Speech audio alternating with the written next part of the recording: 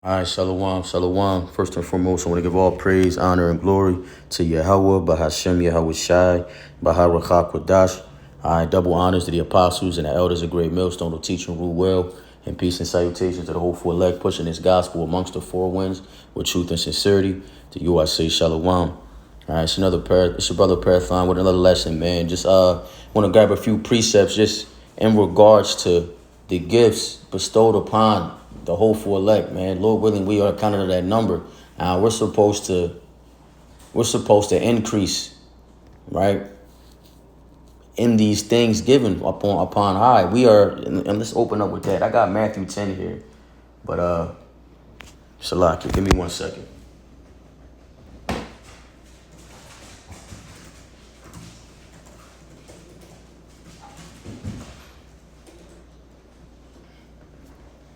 It says 2 Corinthians 4. Let's grab that first. 2 Corinthians 4.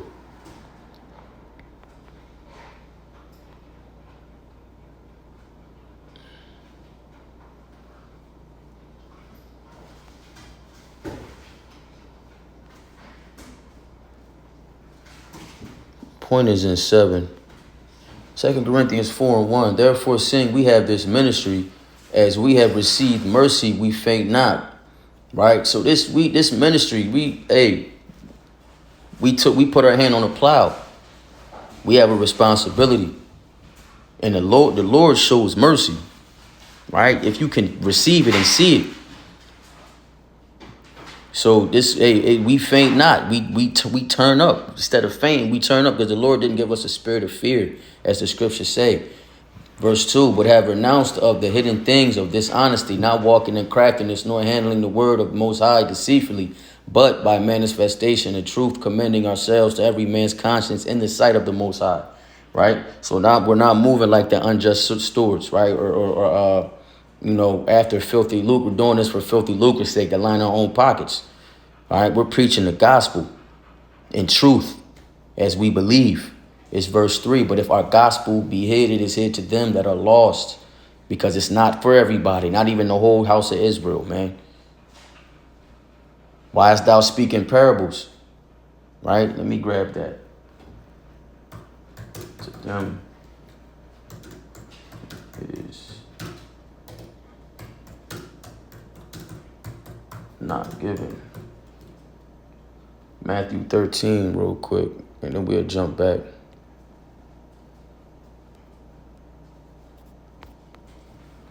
Matthew 13:11. And he answered and said unto them, because it is given unto you, Salakia, verse 10. And the disciples came and said unto him, why speakest thou unto them in parables?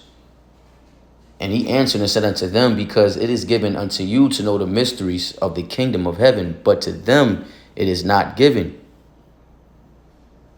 For whosoever hath, to him shall be given, and he shall have more abundance. But whosoever hath not, from him shall be taken away, even that he have.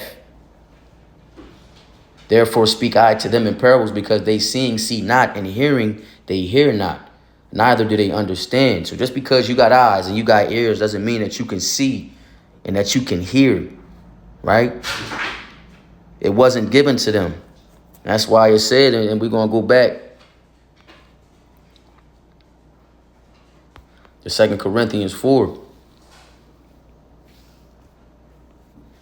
and 3.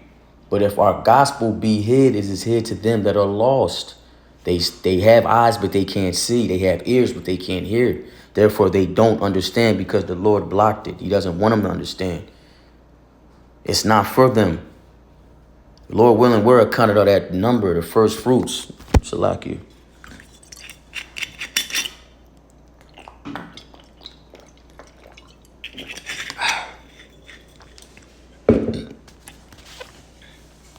Verse 4, in whom the power of this world have blinded the minds of them which believe not, lest the light of the glorious gospel of Mashiach, who is the image of the Most High Yahweh, should shine unto them. For we preach not of ourselves, but the Hamashiach Yahweh Shai, the Lord, and ourselves, your servants, for Yahweh Shai's sake.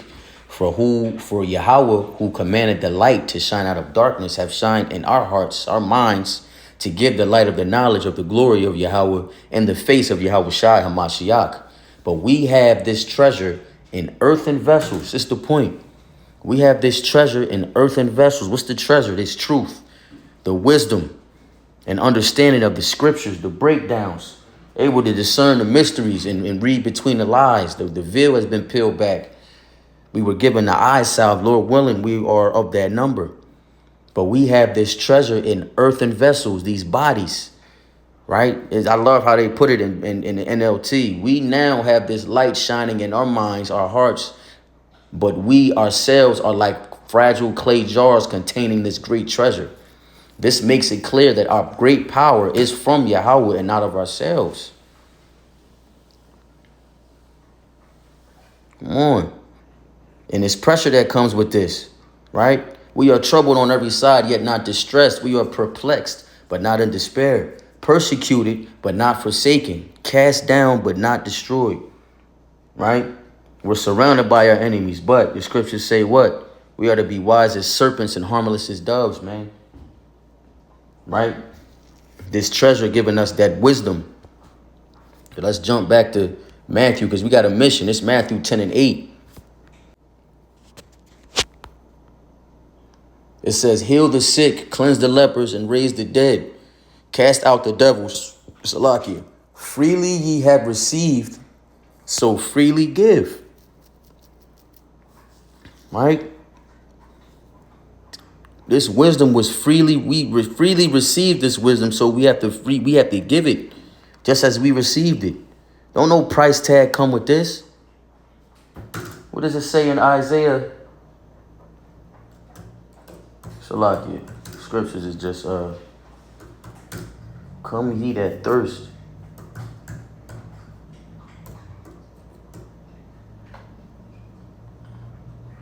Isaiah 55. Salakia. That was the point there in Matthew 8. Isaiah 55 and 1. It says in NLT, is anyone thirsty? Come and drink. If you have no money, it's free. But the Lord has you gotta have faith. It's a faith-based thing. Come take your choice of wine or milk. It is all free. Why spend your money on food that does not give you strength?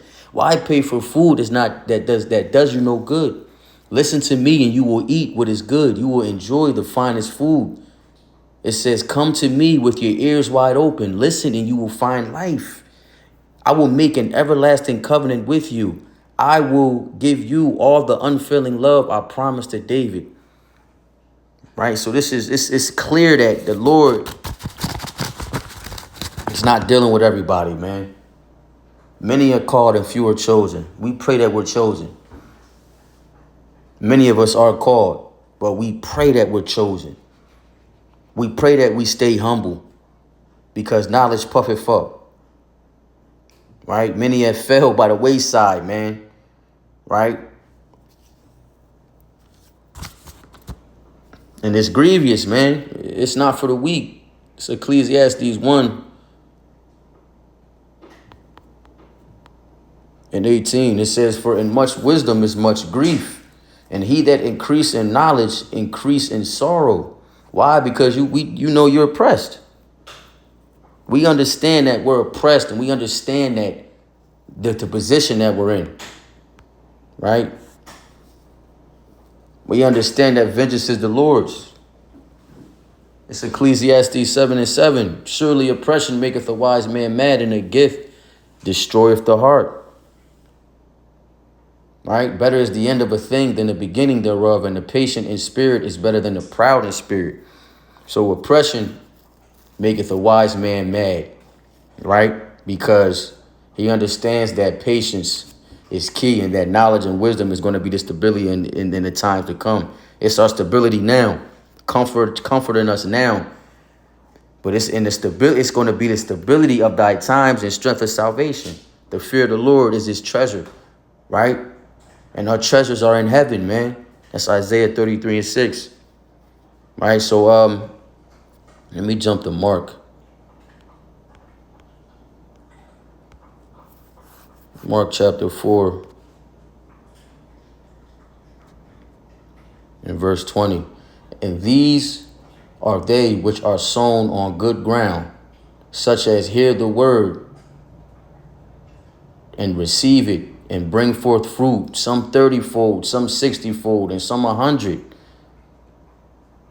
And he said unto them, is a candle brought to be put under a bushel or under a bed, and not to be a candle, Salaki, and not to be set on a candlestick. Right? So what's the point is? The point of this verse is what?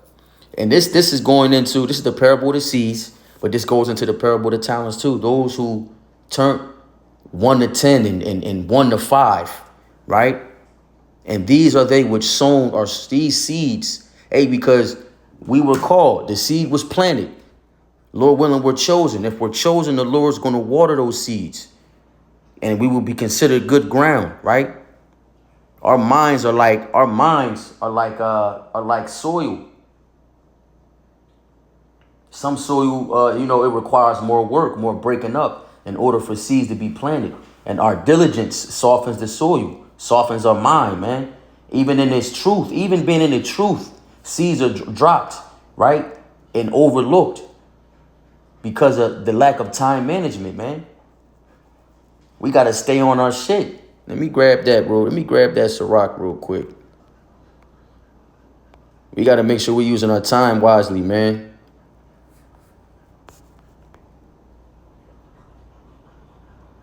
Oh, nah, Salakia. Hold up. Opportunity of leisure. Sirach 38 and 24.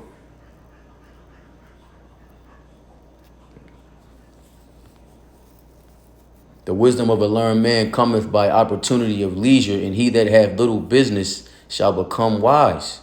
How can he get wisdom that holdeth the plow, and glorifieth the goat that driveth oxen, is occupied in their labors, and whose talk is of bullocks? It's a balance, right? You can't be occupied in your work, your career, and do the work. It's a balance. It's possible, but hey, this work comes first. This is the real work. This work has to be done. Why did I put this down? He that washes himself and touching the body, if he touch it again, so is the man that fasteth for his sins and goeth again, doeth the same, and heareth this prayer. Salakia. Yeah, that was I didn't mean to bring that one out. Right? But the point was in, Sirach 38. The opportunity of leisure.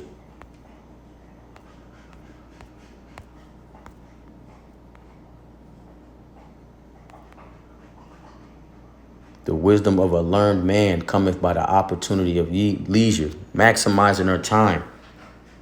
Right? Mark 4 and 20 again. In 21. And he said unto them, is a candle brought to be put under a bushel or under a bed, not to be set on a candlestick. That candle representing what? The light, this truth, this wisdom. Right? Its point is to shine, to show people the way, to lead them to salvation, to that righteous path. What's the point of having wisdom if you're not going to use it, man? We could close out, go right back to Sirach. I'm not going to do all that. Sirach 20, the bottom.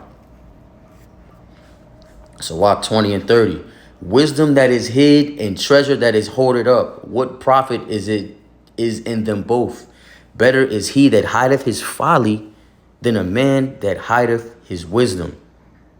Better is he that hideth his folly than a man that hideth his wisdom. Necessary patience in seeking the Lord is better than he that leadeth a life without a God. That's beautiful. This thing takes patience, man. When you seek the Lord, the wisdom can be spread. Is the wisdom, the Lord is going to make sure you're going to be guided in a righteous manner. And we're bought with a price, man. These lives aren't ours to live, man. What Romans 12 say? Present your bodies a living sacrifice, because these lives aren't ours. All right, so with that, Lord willing, this lesson was edifying. I want to give all praise, all honor, and glory unto Yahweh, Bahashem, Yahweh Shai, Baharakah Kodash. Double honors to the apostles, the elders, a great millstone, and peace and salutation to the whole four elect. Kwam Yasharallah and the Baba Bar. Keep enduring. Akim Shalom.